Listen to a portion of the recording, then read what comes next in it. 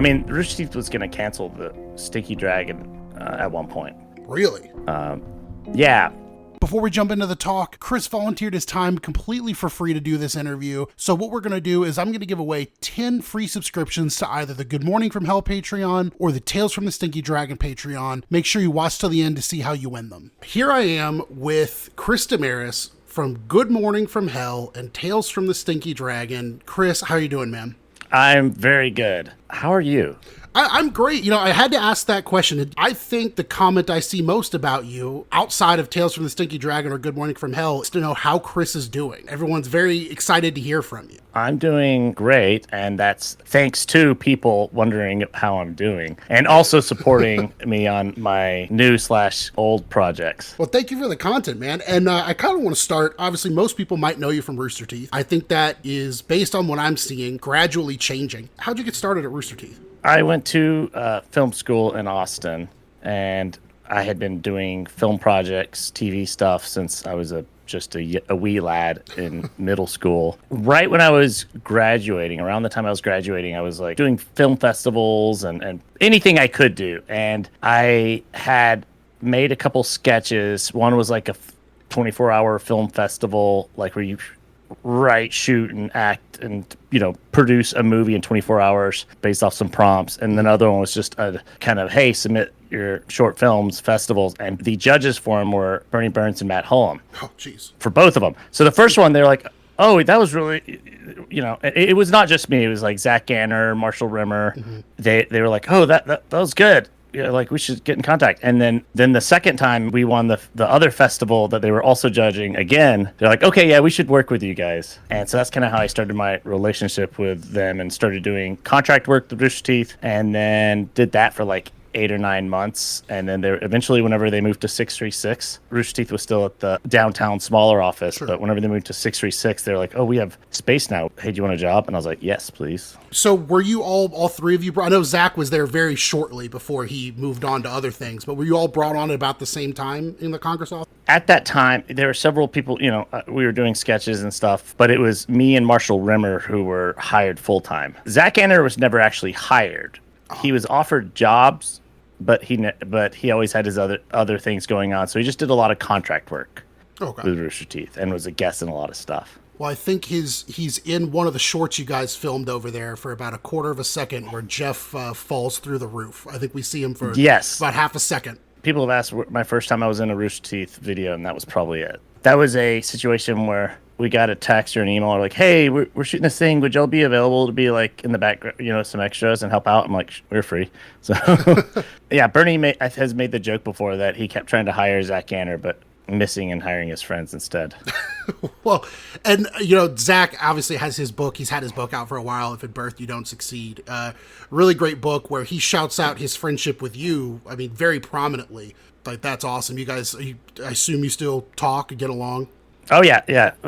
One of those friends you can always pick up the phone with and chat with. Like, no time has passed at all. That's awesome. I mean, you were, I guess, not at the earliest part of Rooster Teeth, but kind of the Rooster Teeth that people got to know and fall in love with. You were at the very beginning of that, especially starting at 636, but the contract work before that. Do you remember what your first day as the contractor was like for them? First day as a contractor? I want to say the first thing I did as a contractor was some like sponsored content. Like they had some, essentially like commercials that they were producing and they didn't have the bandwidth to produce. So they kind of hired us to write and produce it. It was a MMO at the time, making some little like shorts and sketches. And then I did a lot of editing. I edited a bunch of shorts, wrote and directed a couple of shorts. Yeah, I edited a lot of trailers for Red vs. Blue. No kidding. Like I think it was right. They were working on a box set or something, and they needed trailers for all the old seasons. So one of the first things I think I edited was I just watched seasons 1 through 5 and then cut trailers for 1 through 5, or maybe 1 through 6. Awesome. So I don't think people even know or are aware, depending on where they jumped on with Rooster Teeth. You were kind of involved in a lot. I ran into you with my fiance in 2019, and you had said you actually designed one of the shirts that we were wearing. So I mean, how many shirts did you do? Like, what other stuff were you doing that people might not know about? That's probably the only. I mean, I didn't do a lot of shirt designing. That was, I think it was I believe it was the tour, Rooster Teeth facility tour short. So that was one that I wrote and directed. And I think at the end, I wanted like a retro style, like 80s logo thing, where it's like, ding. And so I made a little Photoshop and a little quick little animation. And I don't know who it was like, oh, we could make that a shirt. And so I don't know if it was me or someone who was like, oh, we should put that on a shirt. And so it was that like retro style Rooster Teeth logo. And so I didn't set out to design a shirt. I just was making a little animation, and then it became a shirt. One of the shorts that I think people love the most, the RT facility tour, you wrote and directed it. You just said, right? Mm-hmm. And I believe you were on a morning somewhere with Bernie, or maybe Bernie was talking about it and talked about how it was like you had to kind of pitch it to him. I believe Marshall Rimmer also helped with that one too. I don't want to take full credit for sure. it. Yeah, that was a situation where Matt or Bernie was like, man, there's so many people coming by for tours. Maybe if we do like a video tour, then we'll get less people stopping by the office. And so they're like, could you guys film a tour video? I was like, sure, but could we make it like fun? Not just a straightforward, well, here's this. Credit to Bernie. Bernie's an incredible improviser and added so much comedy to that and is just such a good performer. He really elevated what we were doing. I think it had the opposite effect where it made more people want to visit the studio. Yeah, I definitely wanted to visit after that. Speaking of that short, one thing I really don't think you get enough credit for is if there are gateway drugs into online content, you are behind if you account that short especially. I think 3 of the biggest gateway drugs, or the way that I see a lot of people and I myself introduced other people to Rooster Teeth with, like I said, the RT facility tour, but then Simple Walk into Mordor, and Social Disorder. So have you kind of seen that? Do you use that to show people what you did at the time? Like, can you talk about those? With the shorts, it was kind of, I would show people whatever I was most proud of at the time or had most recently come out. With Simple Walk into Mordor, that's a project that was always really close to my heart, always important for me. I feel like in that it was just such a crazy experience, and it meant a lot to me. And really cemented some friendships that I still have today, and just made like kind of some wish fulfillment, but also some trauma bonding all in one. I was really proud of that, and it got, I was such a huge Lord of the Rings fan, so that that was an important show for me personally. So I would always show that if I could get people to sit down and watch it. And with Social Disorder, I remember thinking there were so many kind of videos online where prank videos would do really well, but they're all kind of like mean-spirited. Right. And I remember it's like, man, I feel like if there's a version of a prank show where it's like you're not making the joke about innocent bystanders, but the joke is entirely on you. You're the one who's the butt of the joke. And that's kind of stemmed from that thinking. I'm like, I have the ability to make myself a complete idiot in public, and I can just wipe it off. I watched Simple Walk before I had seen Lord of the Rings. I don't know how. Oh, really? Yeah. Me and I know a lot of other people, at least once a year when we sit down to watch Lord of the Rings, first we go through Simple Walk into Mordor. And then we start Lord of the Rings. That's an honor. Well, it's so great, and you went back, you did it again. I know you've talked about it a bunch, but you're kind of a year or so removed now. How did you like that second time, and would you do it a third time? Me and Carrie and Nick, who was in Simple Walk, had always wanted to do more. We had always kind of pitched other concepts, but they were, it's expensive and it's hard to get anything made. And so whenever we got the opportunity to do a second one, I think enough time had passed since we had done the first one where we were like, yeah, we could do it again. Yeah, it wasn't that bad. The trauma had disappeared almost. Yeah. You remember the good things and it's like you remember the finished product, but not all the in-betweens where you're like, oh my God. So we were like, yeah, let's do it. Even though we're older, let's do it bigger, longer, and more complex. Mm-hmm. And then climb a mountain all the way. And it was. I couldn't believe you went harder. That was a big shock out the gate. Yeah, it wasn't entirely intentional. That's the way it happened. We made plans so that we could have a little more breathing room, and then that just didn't happen with the way things played out in the finished product without spoiling things. Sure. But yeah, the first time I was like, this was the hardest thing I've ever done in my life. The second time, this was the hardest thing I've ever done in my life. It was way harder and way more emotional, and I think more proud of the finished product than I am of the original. Which and I'll be honest, man. As much as I love the original, I think the second one I think you're right. I think the second finished product was even better because there was the added, what you're saying. I mean, one, it was harder, but two, it felt like you were, and I don't know, I'm speculating. It felt like you guys were trying harder. Like, not that you didn't try hard the first time, but I mean, you guys felt all in on this one. Honestly, I think a lot of it was we got very lucky. And I say lucky, that means unlucky with some things that happened to us that made for really compelling story. Everything that went wrong are things that are really compelling on screen. But we were also trying hardest to do things. And we really wanted to be as genuine as possible. Sure. And it's also a longer project. You know, the scope is bigger. Everything is bigger in it. Well, even us, we're bigger in it. With that, too, and again, I want to move on to other stuff you're doing, but Simple Walk is, you know, it's such a unique idea. It was so far ahead of its time. I still think it's ahead of its time. I don't think anybody's done anything like it since. I think a lot of people may not know, because I think it was sponsor-only content, but you guys did a companion podcast every day of the walk, or at least it felt like every day of the walk, right? Yeah, so I remember when we did the first walk, there were so much time where we're just walking and all we have to do is talk to each other. That's how we pass the time. And we were thinking about what could we do to kind of give some value and produce additional content while not really adding costs. It's like, well, all we need is an audio recorder and some mics, and we could just record, and we strap a GoPro to one of our heads and we could just record an hour or so podcast of us just walking and talking, and you'll get that kind of like slice of, because the final product, it's, you know, it's edited, it's highly edited. Sure. We're you know, there's VO, it moves, you see like, oh, this happened, and it fast forward, and it's very edited, and not in a bad way, just like any documentary would be. And so the companion piece, A Simple Talk into Mordor, great name, was just that. It was like, oh, do you want to see what it really was like? This is it. Because you see, like, oh, it's just us walking in the car, and then, you know, like, us to the side, we wait.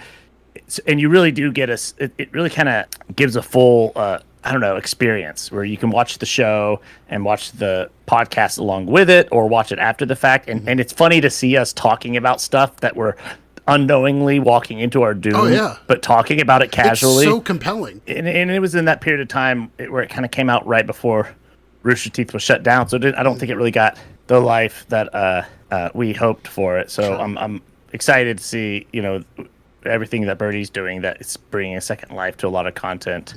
I hope people get the opportunity to watch those things. But yeah, it was really funny going back and watching it and seeing like, oh man, we're so stupid. We don't know what we're talking about right now. But it also kind of like, I felt like it gave a good thing where it gave context and legitimized what we were doing in a way. It's like this, it showed what we were experiencing, and you kind of got to feel the every step instead of just like a flash forward. It's one of those projects that, you know, we're really close. Me and Carrie and Nick, we still talk about, and we you know, would love to figure out a way to do something more, you know, in the future. We don't know how that would come about exactly, but it's definitely something we've talked about. In a company that seems to hate the names they come up with for stuff, you've come up, or well, who came up with Simple Walk into Mordor, Simple Talk into Mordor, and Social Disorder, which might be your three best named shows at Rooster Teeth? Was that you? I don't know who came up with A Simple Walk into Mordor. It was either me or Carrie. I know Carrie had the initial concept. It was his idea to do it. And then Social Disorder, I remember, I think, so I made that with Aaron Markey. I think it was a tag team of, I said, what if it was called like Social Anxiety? And then from that, I think Social Disorder was 50-50. kind of the finished product which I think it just made sense perfectly with everything that was the show was a simple talk. That I think that was me because whenever I pitched the podcast to Carrie and Nick, I was like, all right, hear me out. You just changing one letter. Look what it did. Yeah. So before we get into all the cool stuff you're doing now and, cool stuff I'm sure that's on the horizon, I wanted to ask about, post 2020, well, pre 2020, you're a huge part of Rooster Teeth. You're there from, like I said, kind of the beginning of what people found Rooster Teeth to be. You were in a lot of stuff, everything from 10 Little Roosters to Simple Walk, Social Disorder. You were a pretty big part of the company, but it felt like you were really one of the pillars from the outside looking in post 2020. I mean, from Black Box down, all the other side projects you're doing, but you really kind of stepped into a lot more time on the Rooster Teeth podcast after that. Were you kind of told that you were going to be taking that role? Is that something you just accepted? No, I think some of it was, there was a period of time in the later, kind of like maybe 2016 on, where I was really busy doing a lot of behind the scenes stuff, writing and directing, and I was a manager for a while. I was managing people. I hated being a manager. And so there were a lot of things that I was doing where I was busy doing things besides just like being on camera. Mm-hmm. And then with especially COVID, and then also with the changes to the company, mm-hmm. Some of the bigger projects, things like Day 5 or a lot of the in development things that never came to be, with those not coming up as often, and having more time to do podcasts and be in shorts and things like that, which mm-hmm. is always fun, especially when I stopped being a manager. That was nice. I did not like being a manager. I mean, post 2020, did you feel like your role was much more involved? Yeah, I didn't think of it that way. Okay, well, I was just to me, I was like, well, I just still want to make stuff and do things and film things with my friends. Mm-hmm. I generally say yes to stuff, mm-hmm. and then I was just trying to get as much stuff made as I could, because that's how I kind of function. I like making stuff. I think the company at that point was smaller, so it was almost in some ways easier to get smaller projects made than it had been when the company was bigger. I was just trying to get as much stuff made and having fun. You're working on 2 projects that you started at Rooster Teeth. Can you talk about what it's like starting that in 2024? What that was like? When the news that Rooster Teeth was shutting down hit, that was in March of 2024. Mm-hmm.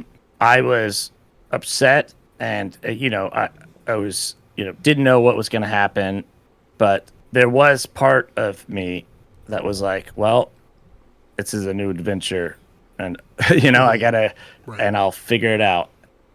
And thankfully, I knew that I was going to continue working with people from Rooster Teeth regardless. Mm-hmm. I did not know if we were going to get the rights back for some of our shows that honestly I didn't expect us to when it was first announced. That we got very fortunate in that respect. But I knew that, especially, I remember we had a discussion, a meeting, like the day after, and we were talking about Stinky Dragon, and we were like, well, we want to keep making this. We're having fun. We think mm-hmm. this is good, and I think it was, and everyone was like, yes, let's keep doing this. And I think it was, Gus in particular, I think it was really like, we can, like, let's do this, let's figure this out. And that was really seeing so many people, instead of a defeat, viewing it as a challenge, mm-hmm. was really inspiring. Everyone was like, no, let's figure this out. Let's make this happen, because we believe in what we're doing and the people the community, and mm-hmm. let's figure it out. And then whenever we were able to get able to acquire the rights, then it was like awesome. That was really exciting, because we had created characters and created so much content that we really loved, and the alternative would have been like, well, we have to start a brand new show. We could use a lot of all the same people, but we lose all those characters and we don't get to use them anymore. Sure. And the fact that we were able to get it, it's like, that was exciting. It's like, yes, we get to keep these characters in the worlds and stories that we've told. Along those same lines, me and Blaine had always talked about Good Morning from Hell as something that we always enjoyed making, and it was such a rich world and so much fun to record. Whenever we were able to reacquire the rights, we were like, well, let's make sure Stinky Dragon has enough, we can get that going. We're not trying to start up too much at once. And then if we feel good, let's bring it back. Stinky Dragon was one of the biggest shows that you guys had going at the end of the company. Did you see that momentum carry over when you went independent? Yeah. I mean, I think there was a lot of people who cared about the show and wanted it to continue. And so we really got a lot of people supporting us and rallying to keep it alive. And that led to, I think, momentum and some growth, and it really made it possible for us to do it. The circumstances of the company closing down sucked because people lost their jobs and it's tumultuous, but the reaction of people of the community and people who were fans of the show was incredible. Well, what's a good, if I've never heard of Stinky Dragon, what's a good jumping in point for me? If you've never heard of Stinky Dragon, but you don't even have to play D&D. If you've never even played D&D, it doesn't matter. You can just start from the beginning and you'll figure it out. It's like a radio play. It's just people telling stories together with, voice acting, and the fact that it's family friendly makes it really easy to listen to just about with anyone. Go watch some of the animations or the puppet videos that we make. Yeah. That's the intent. I mean, Rooster Teeth was going to cancel the Stinky Dragon at one point. Really? Yeah. Can you say at what point? Yeah, it was about a year into making the show. Really? Yeah, we'd been making the show for 1 year, and we had a consistent audience especially for a long form narrative show that showed up every week. Mm-hmm. But it wasn't doing like gangbuster numbers, and is a fairly expensive show to produce. And so Rooster Teeth was like, well, it's on the chopping block. And we were like, we think this show is really good. We believe in what we're making. We just think it needs to be marketed better. Mm-hmm. So what do you do when you're told that by them? Like, how do you pivot? Do you change anything? We didn't necessarily change the show because we thought the show was working. Right. We didn't want to change the show. We were just like, we need to find ways to market it. And so we started experimenting with things.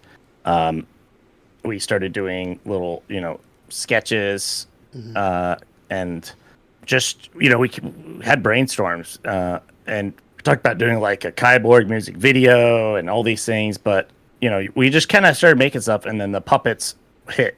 That came about because John Reisinger and Micah Reisinger's mom had just made dolls of the character because it's their son's show, and I think Barbara was like, oh, we should like do like a puppet thing with this, and then me and Blaine, being filmmakers, were like, yes, perfect. But let's do puppets, but like let's do puppet movies, not just puppet. Yeah, because it's not a puppet show. If anybody hasn't watched it, a puppet movie, it's really simple, but that's a great way to pitch it. That's exactly what it is. Yeah. So we started doing that because at that, animation is expensive, and we're like, well, we can shoot some puppets because we had the resources at that time to shoot it, and that really saved the show. That otherwise it would have been canceled. I think before Rooster Teeth was shut down. Jeez. I think the show would have been canceled. But then it became, by the end of it, one of Rooster Teeth's biggest shows. So again, that kind of like is, if you believe in something, you got to fight for it. Well, that's the proof. You said the show worked, and it wasn't the content, and clearly it wasn't the content. Well, I guess I have to ask. You've played a few different characters on Tales from the Stinky Dragon. Do you have a favorite or one that you're more attached to? The three that I played the most is Gum Gum and Barney, and most recently Gunther. Mm-hmm. I played some smaller characters, but I think Gum Gum will always hold a special place in my heart, just because he was the first character from the first campaign, and thus far he's the character I spent the most time with. the first campaign has something like 87 episodes. The second campaign has, I think, 50. And the third campaign, we're in like our 20 something. So I've spent the most time with that character. And so I think Gum Gum is probably the one closest to my heart, but I love them all. I love all my kids equally. All of your kids. I do want to talk about Good Morning from Hell. I've got to ask this question. I mean, it's an obvious question, but you've had so many great guests. My most recent favorite was Griff on there, and now your live show where Griff was she was Chat GPT. Was that right? Yeah, like I think it was a non-specific AI. It was just AI in general. An AI Clayton, because Clayton decided he didn't want to do any of the work anymore, so he like created an AI Clayton. And for that live show, that was really fun, really fun. I mean, Griff's great improv, and I don't know, that show is so much fun to make. That's why we're making it. It seems like a blast. But you recently had an episode with a guy who was damned to hell to be a speed bump, right? Yeah. That was like a concept me and Blaine had a long time ago when at one point we pitched Good Morning from Hell to Rooster Teeth to make it into an animated show, and that was a character in the concept we wrote for that. And then we were like, oh, we should bring that character onto the podcast because that was just a fun concept, and it was just a character who's like, they're doomed to be a speed bump, and we just we're interviewing them, and then as it, every few minutes we're like car, and they're just getting ran over, and by increasingly bigger and more outrageous vehicles / animals. So, and that was Joe, previously from Achievement Hunter. He was great in it. Well, so then my obvious question is, who's been your favorite guest? Yeah, it's impossible to say who my favorite guest is because it really depends on the moment or like what episode I'm listening to. I have a lot of favorites. It's oftentimes whichever one we released most recently. We just did one. We collaborated with Clutch My Pearls, and we did it was my high school bullies it was like my high school bullies. We was like our back to school special, but they had died in my high school, like while drunk driving to TP my house. And so like I hadn't seen, but they're stuck in the 2000s, so they're talking about like TRL and like on their like Razor flip phones, and I'm like, oh my god, this is a y'all's death was like the biggest tragedy in all of high school, and they're like, oh my god, stop.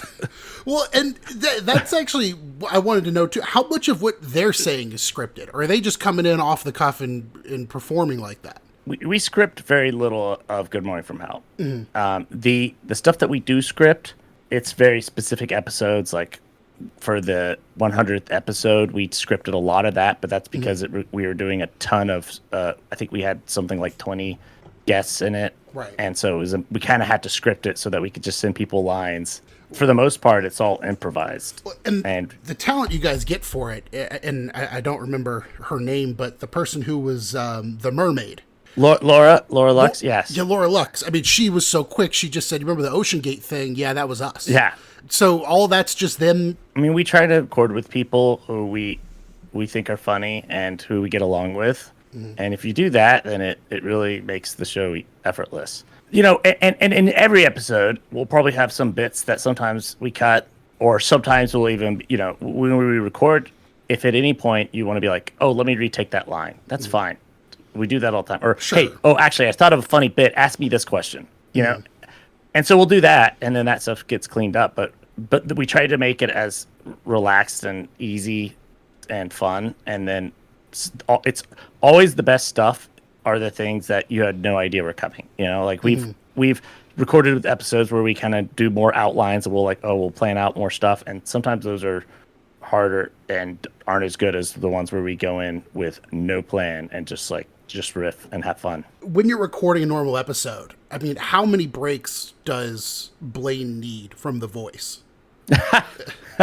He's pretty good at it. We normally don't break because he needs to rest his throat. It's really more because we stopped down because we're laughing. At the live show, watching him basically not break character for, I think, like an hour. It was pretty amazing. Credit where credit's due. You guys have these two shows going. They seem like they're doing great.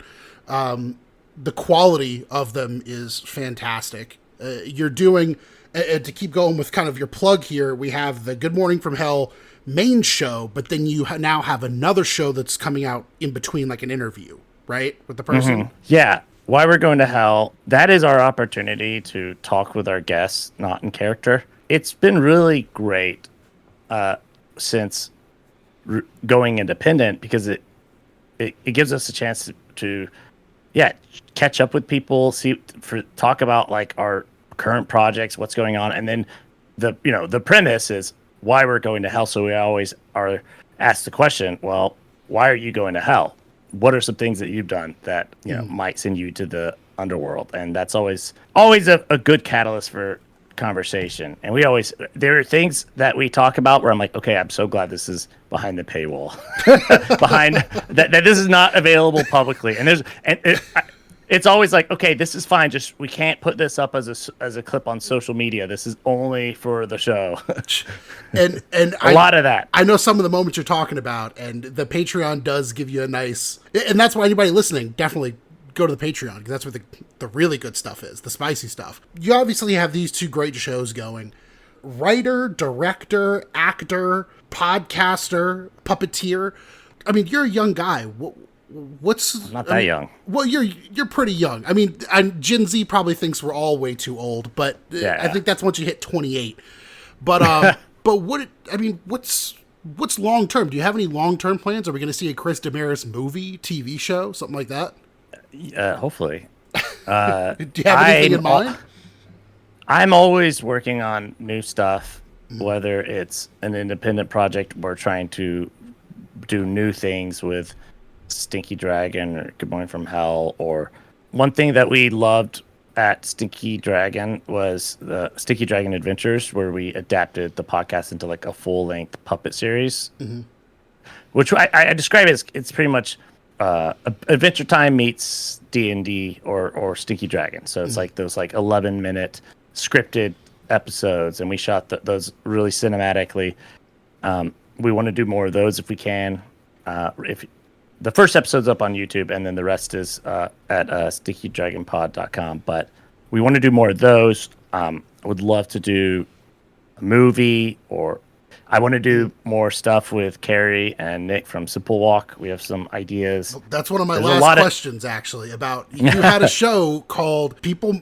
I'm not the most observant person, but I saw when you came out with the second Simple Walk, it said IRL Adventures, and that there was that little subtitle. Do you have more plans that if you were given the opportunity that you'd go after? Yes, we do, and it's something we've been talking about and working on. We just have to figure out the logistics and how we would get it made. But yeah, we do. I mean, that was intentional. That's right. We wanted a way to brand the second one where it's like, well, if we have the opportunity, it's not it doesn't have to be specific to Lord of the Rings. Right. So we have several ideas. One in particular that we're really excited about, but. Well, we'll see. I'm not a reporter. I'm just some guy on YouTube. So I'm not going to ask, and I don't want to know, because I don't want anybody to poach it from you, because I want to see it when it comes out, hopefully soon, whatever that idea may be, because the mind of Chris Demarais seems to keep cranking out these. They crank out these shows that I can show other, normal people and say, hey, look, no, this is really good. And they say, hey, this is great. And then they watch, some off-brand video from Achievement Hunter and go, I can't watch this stuff anymore. But Rooster Teeth is kicking back up. Have you gone on the website since it came back? I have. You have. What's your first impressions? I mean, I'm excited. I thought it was really cool. I mean, really cool how dedicated Bernie's been to bringing it back and recovering a lot of the things that people missed. It was really cool to go and see all my old journal entries up. Did you elect to restore your old account completely? Yeah. Oh, awesome. Yeah, I think they're all up there. I don't know.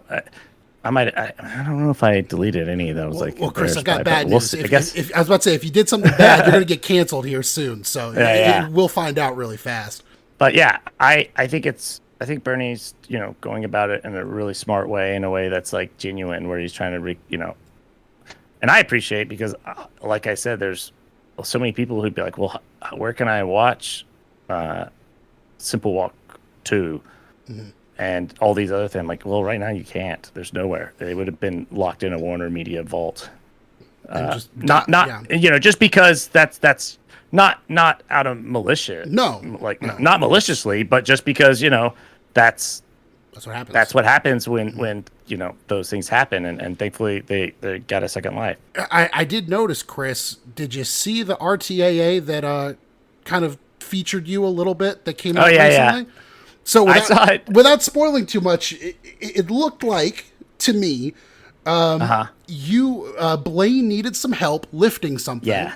And I hope people haven't seen it yet, because Blaine Gibson of Rooster Teeth, that I think we know for one or two things at least, needed help lifting something, and he looked to you for help. That shows how desperate he was. Do you want to take some time to defend yourself at all? Well, yeah. I don't know if this is if he revealed this. I had a broken toe.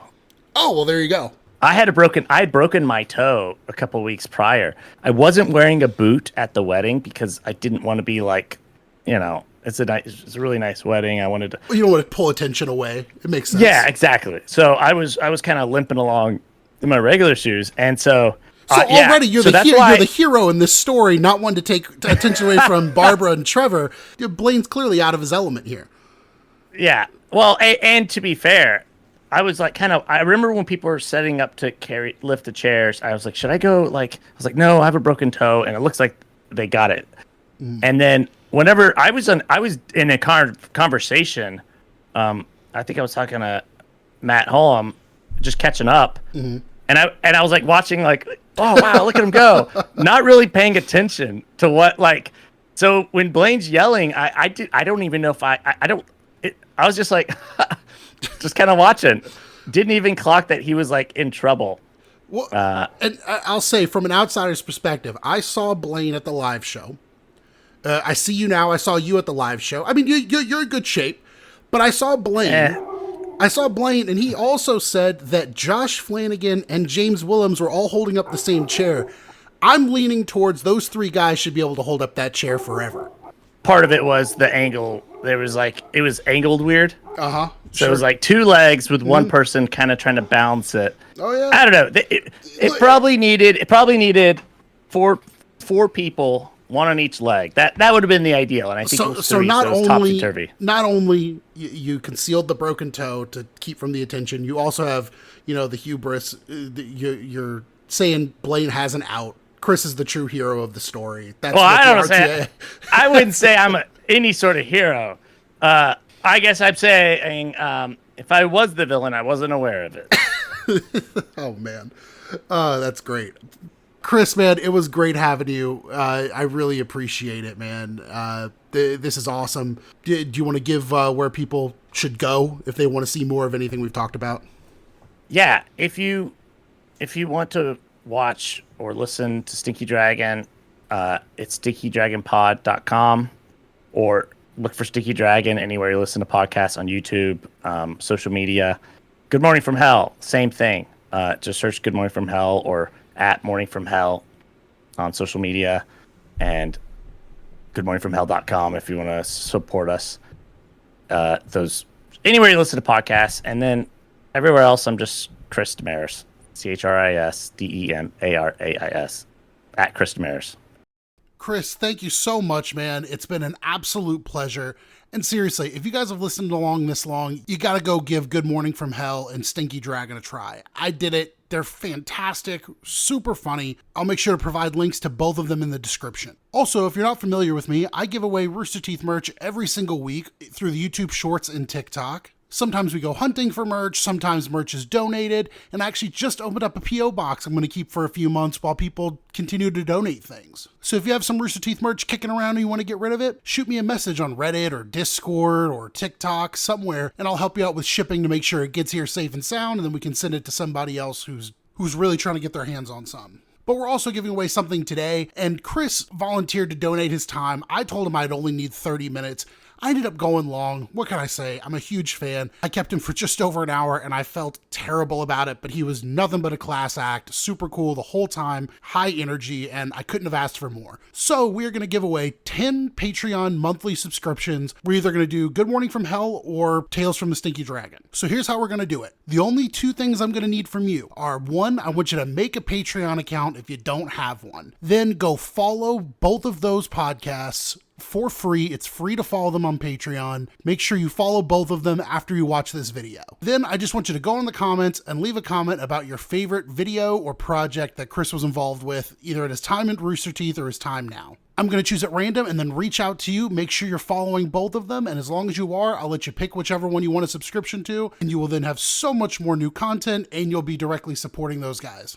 Showing them support, even if you can just follow them for free on Patreon, goes a long way for them and a long way for me. I can get some more of these talks, ask some questions that you guys might want to know, and, just have an all-around good time and keep spreading positivity on the internet, especially about Rooster Teeth and all the things that the wonderful people from Rooster Teeth are doing now.